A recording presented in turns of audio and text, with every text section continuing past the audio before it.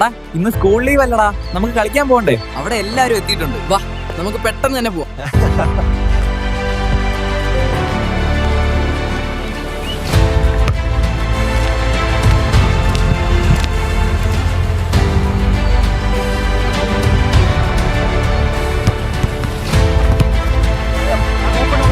Watch out, he's tackling.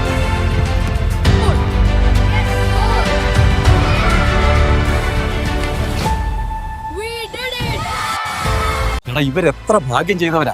നമ്മുടെ കാലത്തൊക്കെ നമ്മൾ ഈ തുരുത്തി കളിച്ച് എങ്ങനെ ഓർമ്മയില്ലേ? യെസ്, അതെ അതെ. ആ കാലത്ത് നമുക്കൊരു ഗ്രൗണ്ട് ഇല്ലാതെ കൊണ്ട് എവിടെയൊക്കെയോ ക്രിക്കറ്റ് കളിച്ചത്.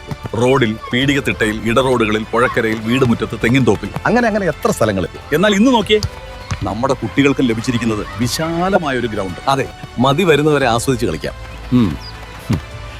ഇപ്പൊ നമുക്ക് കിട്ടിയത് വല്ലാത്ത ഭാഗ്യം തന്നെ. അതെ.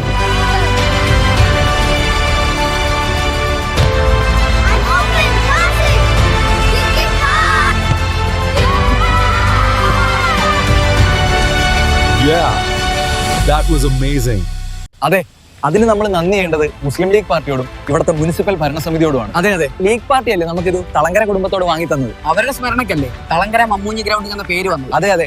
അതിനുശേഷം ലീഗ് ഭരിക്കുന്ന മുനിസിപ്പാലിറ്റി അല്ലേ ആദ്യഘട്ടമായി 10 ലക്ഷം രൂപ ഗ്രൗണ്ടിനായി വെച്ചത്.